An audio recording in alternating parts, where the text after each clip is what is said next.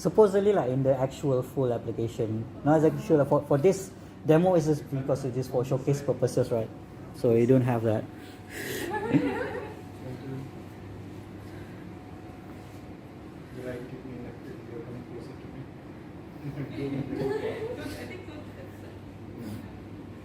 You will not be able to see what we are showing. Yeah. Don't look at the screen, just look at what you're seeing.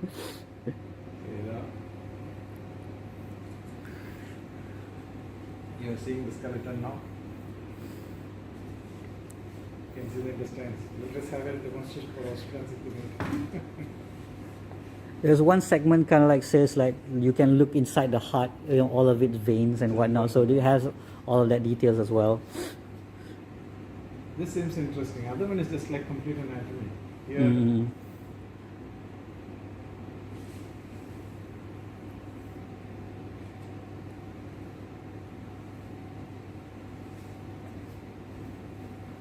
Can you point at the particular muscle? I think not in this particular version, I think. open up the. No, I don't think it can, like in this version you don't have that.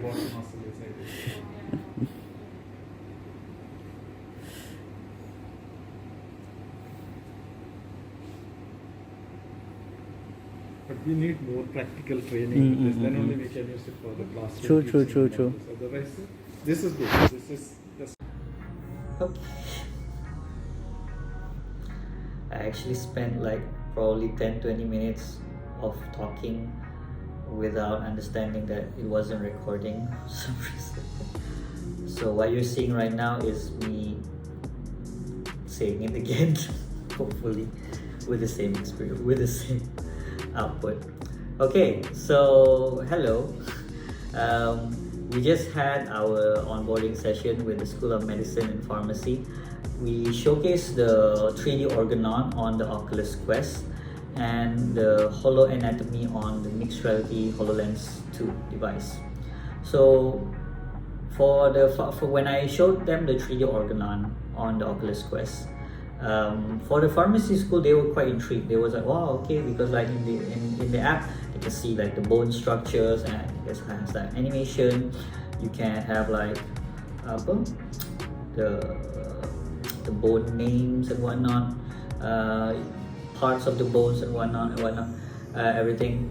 But the School of Medicine, they thought like, oh, okay, it's not really that interesting because like it's kind of like similar to what they already have, a digital parts of the body with muscles and whatnot, with the veins and all that. Because this was just the demo, so the demo version only showcased the skeleton. It grayed out like the muscles, veins. Although it has that in the full version, they could not see that. So they were kind of like they wanted to know how does the full version actually looks like.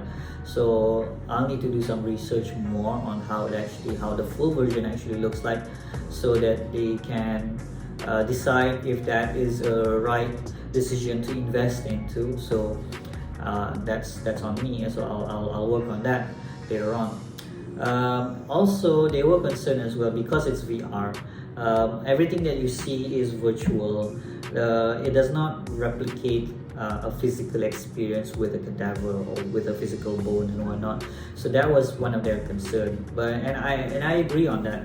It is something of an issue with VR all around, because like you are kind of like replicating things in virtual reality, but you are not touching things. There are certain things in this case you still need a physical presence. You still need to be there in location to actually touch these things, to feel them for yourself, and that's where the learning happens. So within VR, that is not apparent, and I agree with that. That is something that VR has been they're trying to improve by adding haptics and whatnot, but it's still not there as of yet, up until to a practical use, I think.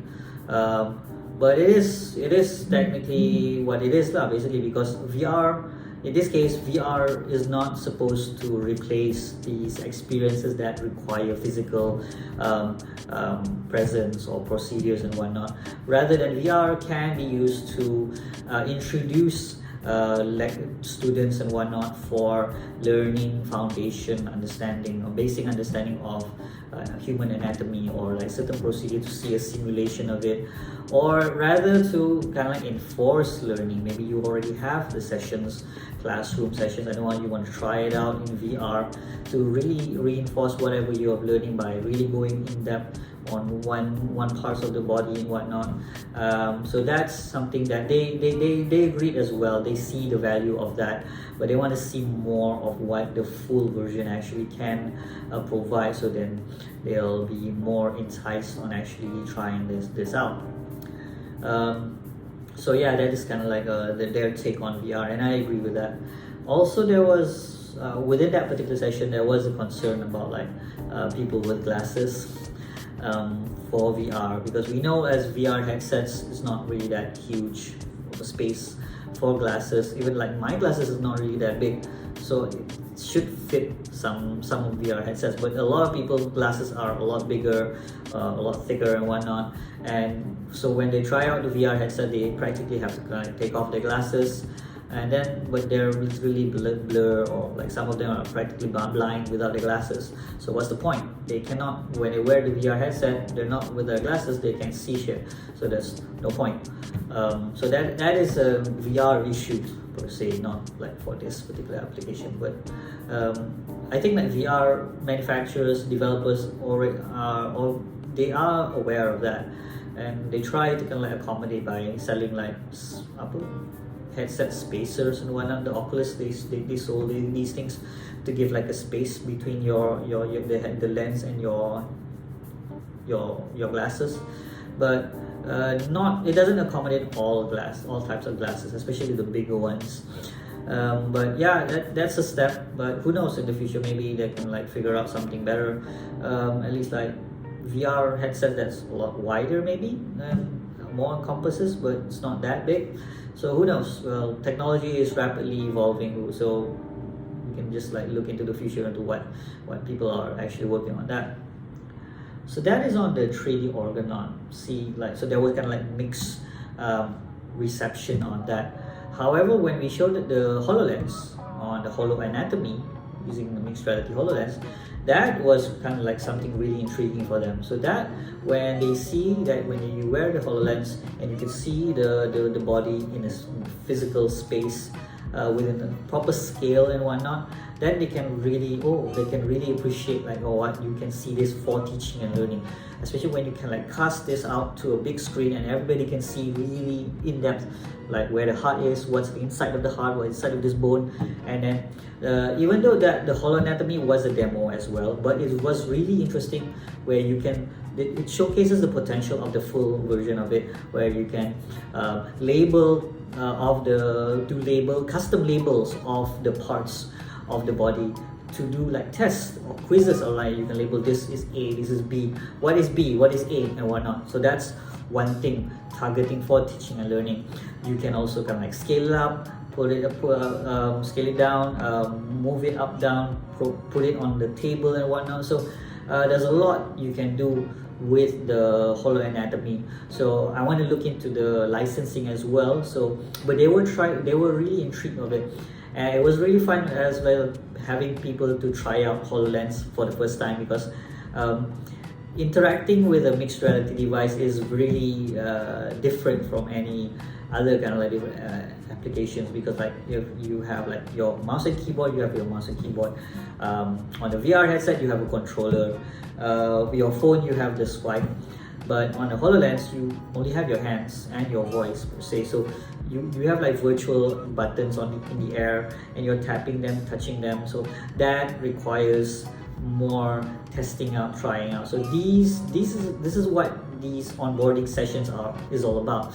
Is having them more exposed to these technologies and try these out for themselves to see that, oh, okay, this is how I maneuver in VR, or this is how I navigate in mixed reality. This is how I use Oculus Quest, this is how I use the HoloLens, this is how I use the Vive and whatnot. So all in all, it was a really interesting experience. But because of time constraints, it was really a struggle to have like all of these people.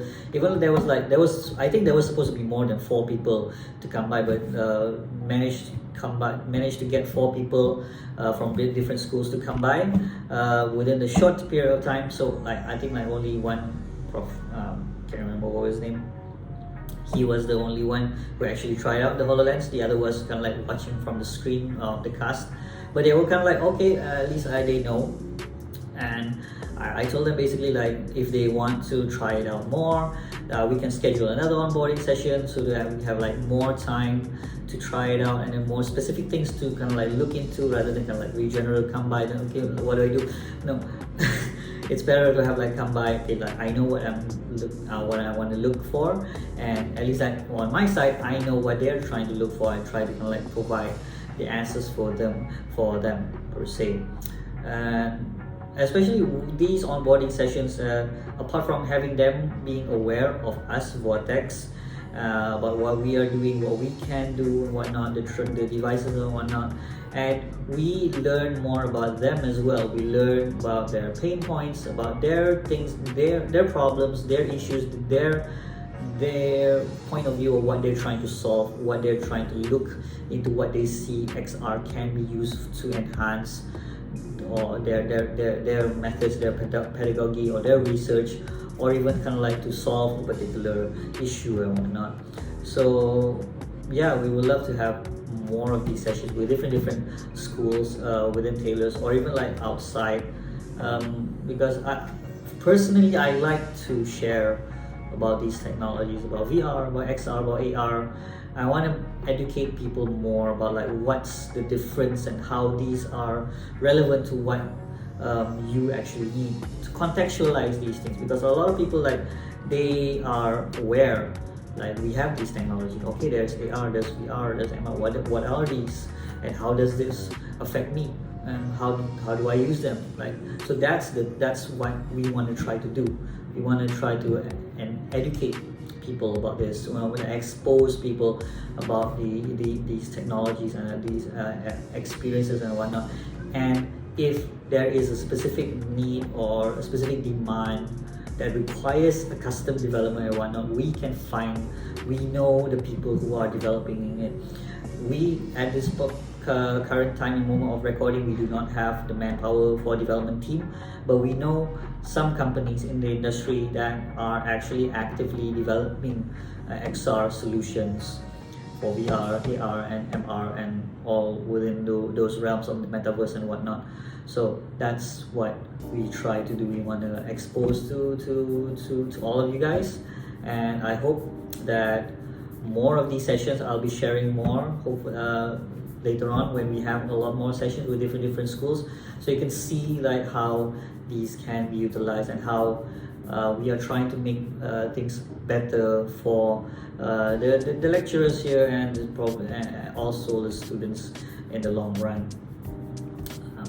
I think that's basically the feedback I have. So for now, I need to research more on the licensing prices for these applications to show as well what the full version actually entails, and I still have to do some more testing a bit in the Vortex, because it's still close to being finished setting up. There's still minor tweaks here and there, but when it's up and running, yeah, the studio is free to come by. You can book an appointment, you can set up a session, you can try it out, any specific experience that you guys want to try out.